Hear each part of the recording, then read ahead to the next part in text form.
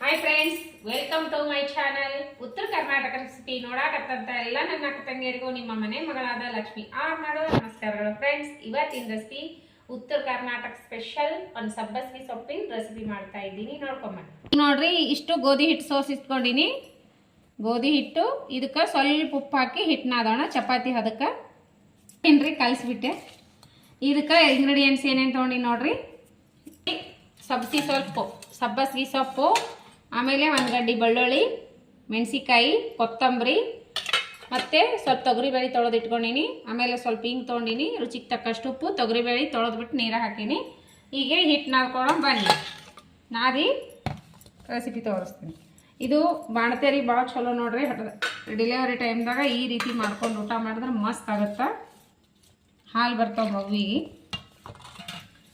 ಚಪಾತಿ ಅದಕ್ಕೆ ಹಿಟ್ಟು ಕಲಿಸ್ಕೊಂಡು ಸ್ವಲ್ಪ ನೀರು ಹಾಕಿ ಇಟ್ಕೊಂಡಿನಿ. ಇದು ಸ್ವಲ್ಪ ನೆನೀಲಿ. ಈಗ ಖಾರ ನೀವು ಎಷ್ಟು ತಿಂತೀರಿ ನೋಡಿಬಿಟ್ಟು ಮಿಕ್ಸಿ ಮಾಡ್ಕೊರಿ. ಹಸಿಮೆಣಸಿಕಾಯಿ ಇದಕ್ಕೊಂದು ಸ್ವಲ್ಪ ಕೊತ್ತಂಬರಿ, ಸ್ವಲ್ಪ ಕರಿಬೇವು ಇದ್ರೊಳಗೆ ಹಾಕ್ಕೊಂಡು ರುಬ್ಕೊಂಡ್ಬಿಡೋಣ. ನೀವು ಖಾರ ಎಷ್ಟು ತಿಂತೀರಿ ನೋಡಿಬಿಟ್ಟು ತೊಗೊರಿ. ಉಪ್ಪು ಹಾಕಿ ರುಬ್ಬೋಣ. ಹಂಗೆ ಸ್ವಲ್ಪ ಜೀರಿನ ಹಾಕಿ ರುಬ್ಬಿ ಬಿಡೋಣ. ಇದ್ರಾಗೆ ಜೀರಿಗೆ, ರುಚಿಗೆ ತಕ್ಕಷ್ಟು ಉಪ್ಪು ಹಾಕಿ ರುಬ್ಕೊಂಡು ಬರ್ತೀನಿ. ಆಮೇಲೆ ಒಗ್ಗರಣೆ ಮಾಡ್ಕೋಣ. ಈಗ ರುಬ್ಕೊಂಡು ಬರ್ತೀನಿ. ದೊಡ್ಡದೊಂದು ಚಮಚ ಎಣ್ಣೆ ಹಾಕಿದ್ದೀನಿ. ಈಗ ಇದು ಕಾಯ್ದ ತಕ್ಷಣ ಏನು ಮಾಡ್ಬೇಕಂದ್ರೆ ನಾವು ಬೆಳ್ಳುಳ್ಳಿ ಹಾಕೋಬೇಕಾ. ಕಾಯಿಲೆ ಅದು ಕಾಯ್ದಿದೆ. ಇವಾಗ ಬೆಳ್ಳುಳ್ಳಿ ಹಾಕೊಂಡ್ಬಿಡಮ್ಮ. ಸಾಸಿವೆ ಜೀರಿಗೆ ಏನು ಹಾಕೋದಿಲ್ಲ. ಕುಟ್ಟಿರೋ ಬೆಳ್ಳುಳ್ಳಿ ಹಾಕೊಂಡಿನಿ. ಇದ್ರೊಳಗೆ ಹಸಿಮೆಣಸಿಕಾಯಿ ಹಾಕಿ ರುಬ್ಬಿನಲ್ಲ, ಸರಿಯಾಗಿ ರುಬ್ಕೊರಿ. ಹಸಿಮೆಣಸಿಕಾಯಿ, ಜೀರಿಗೆ, ಕೊತ್ತಂಬರಿ, ಕರಿಬೇವು ಹಾಕಿ ಕುಟ್ಟಿನಿ. ಹಿಂಗೆ ಹಾಕೋಣ. ಇವಾಗ ಒಂಚೂರು ಹಿಂಗೆ ಹಾಕೋಣ.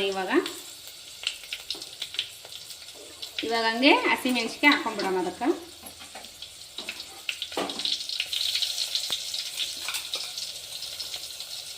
ಕುಟ್ಟಿರೋ ಅಂಥದಷ್ಟು ಇದ್ರೊಳಗೆ ನಾವು ತೊಗರಿಬೇಳೆನ ಹಾಕೋಣ. ತೊಳೆದು ಇಟ್ಕೊಂಡಿನಿ. ಹಂಗೆ ಇವಾಗ ಸ್ವಲ್ಪ ಅರಿಶಿನ ಪೌಡ್ರ್ ಹಾಕೋಣ.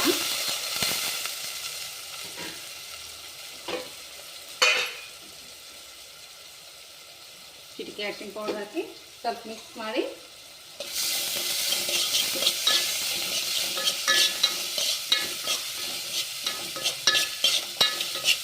ನೋಡ್ರಿ. ಇದ್ರೊಳಗೆ ಸಬ್ಬಸ್ಗಿ ಸೊಪ್ಪು ಹಾಕೋಣ.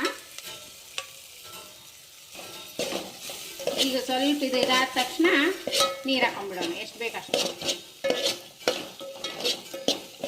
ಈಗ ನೋಡ್ರಿ, ಈ ಜಾರ್ನಾಗೆ ನೀರು ಹಾಕೀನಿ ಹಸಿಮೆಣಸಿನದಾಗ. ಈಗ ನಾನು ಇದರಲ್ಲೇ 2 ಸರಿ ನೀರು ಹಾಕೊಂಡ್ಬಿಡ್ತೀನಿ. ನನ್ನ ಇದಕ್ಕೆ ಕರೆಕ್ಟ್ ಆಗುತ್ತಾ. ಇದರಲ್ಲೇ 2 ಸಣ್ಣ ಸರಿ ನೀರು ಹಾಕೊತೀನಿ.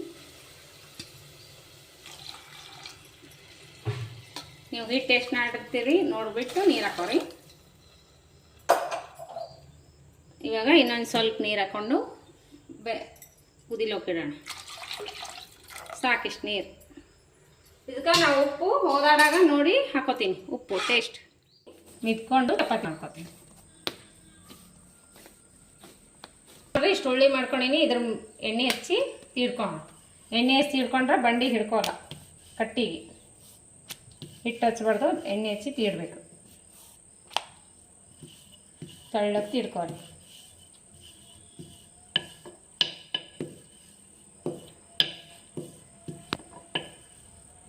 ಇಷ್ಟು ತೀರ್ಕೊಂಡಿರಲ್ಲ. ಈಗ ಹೋದಾಡನ ಕಟ್ ಮಾಡಿ ಹಾಕೋಣ. ಬೆಲ್ಲದ ಚಕೋಲಿ ಅಂತೀವಲ್ಲ, ಇದನ್ನು ಹಾಗೇನೆ. ಇದು ಏನಂದ್ರೆ ಸಬ್ಬಸ್ಗಿ ಸೊಪ್ಪಿನ ಖಾರದ ಚಕೋಲಿನೂ ಅನ್ಬಹುದು. ಮಸ್ತ್ನಾಗ ಹೋದಾಡ ಆಗ್ತದಲ್ಲ. ಇವಾಗ ಈ ಎಲೆ ಮಾಡಿಟ್ಕೊಂಡಿವಲ್ಲ, ಕಟ್ ಮಾಡಿ ಚಪಾತಿವು ಇವೆಲ್ಲ ಹಾಕೋರಿ.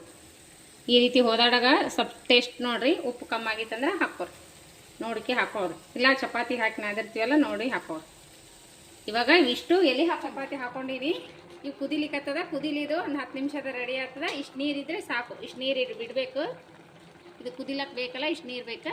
10 ನಿಮಿಷದಾಗ ಆಗ್ತೈತಿ. ಈಗ ಒಂದು ಮ್ಯಾಗ ಮುಚ್ಚಿ ಸ್ಲೋ ಇಟ್ಬಿಡಮ್ಮ ಅಲ್ಲಿ. ಈ ಸದ್ದ ಸರ್ವ್ ಮಾಡೋಣ. ನೋಡ್ರಿ, ರೆಡಿ ಆಯಿತು.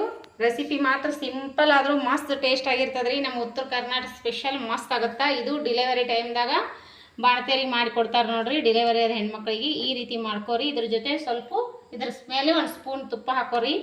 ಮಸ್ತ್ ಅಂದ್ರೆ ಮಸ್ತ್ ಟೇಸ್ಟ್ ಕೊಡ್ತದ. ತುಪ್ಪ ಹಾಕೊಳಕತ್ತೀನಿ. ತುಪ್ಪ ಹಾಕೊಂಡು ತಿಂದು ಬಿಟ್ರೆ ಬಿಸಿ ಬಿಸಿ ತಿಂದ್ರೆ ಅಷ್ಟು ಟೇಸ್ಟ್ ಆಗುತ್ತೆ ನೋಡ್ರಿ. ಮಕ್ಕಳಿಗೂ ತುಂಬಾ ಇಷ್ಟ ಆಗುತ್ತೆ. ದೊಡ್ಡವ್ರಿಗೆ ಸಣ್ಣವ್ರಿಗೆ ತುಂಬ ಇಷ್ಟ ಆಗುವಂಥ ರೆಸಿಪಿನ ಹೇಳ್ಕೊಟ್ಟಿನಿ. ಪದೇ ಪದೇ ಚಪಾತಿ ಸಬ್ಬಸಿಗೆ ಸೊಪ್ಪಿನ ಪಲ್ಯ ಮಾಡೋಕ್ಕಿಂತ ಸರಿ ನೀವು ಟ್ರೈ ಮಾಡಿರಿ. ಇಷ್ಟ ಆಗೇ ಆಗುತ್ತಾ.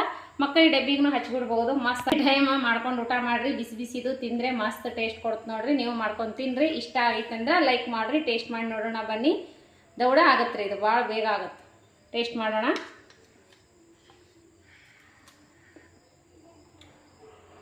ಸೂಪರ್. ಇದು ಕುದಿಯೋ ಹೊತ್ನಾಗಂತೂ ಸಬ್ಬಸಿಗೆ ಸೊಪ್ಪಿನ ಸ್ಮೆಲ್ಲು ಬೆಳ್ಳುಳ್ಳಿ ವಾಸನೆ ನೋಡಿದ್ರೆ ಇದ್ರ ಸ್ಮೆಲ್ ನೋಡಿದ್ರೆ ತಿನ್ಬೇಕಪ್ಪ ಯಾವಾಗಂತ ಆ ರೀತಿ ಅನ್ನಿಸ್ತದ. ನೀವು ಮಾಡ್ಕೊಂಡು ತಿನ್ನಿರಿ. ಸಿಂಪಲ್ ಆದ್ರೂ ಮಸ್ತ್ ಟೇಸ್ಟ್ ಆಗ್ಯದ. ನೀವು ಮಾಡ್ಕೊಂಡು ತಿಂದು ಅನಿಸಿಕೆ ಅಭಿಪ್ರಾಯಗಳನ್ನು ಕಮೆಂಟ್ ಬಾಕ್ಸ್ನಲ್ಲಿ ತಪ್ಪದೇ ತಿಳಿಸ್ರಿ. ಮತ್ತೆ ಮುಂದಿನ ರೆಸಿಪಿಯಲ್ಲಿ ಸಿಗೋಣ ಫ್ರೆಂಡ್ಸ್. ನಿಮಗೆ ಇಷ್ಟ ಆಗಿತ್ತಂದ್ರೆ ಲೈಕ್ ಮಾಡಿರಿ. ನಿಮ್ಮ ಫ್ರೆಂಡ್ಸ್ ಫ್ಯಾಮಿಲಿಗೆಲ್ಲ ಶೇರ್ ಮಾಡಿರಿ. ಮತ್ತೆ ಮುಂದಿನ ರೆಸಿಪಿಯಲ್ಲಿ ಸಿಗೋಣ. ನಮಸ್ಕಾರ. ಬಾಯ್.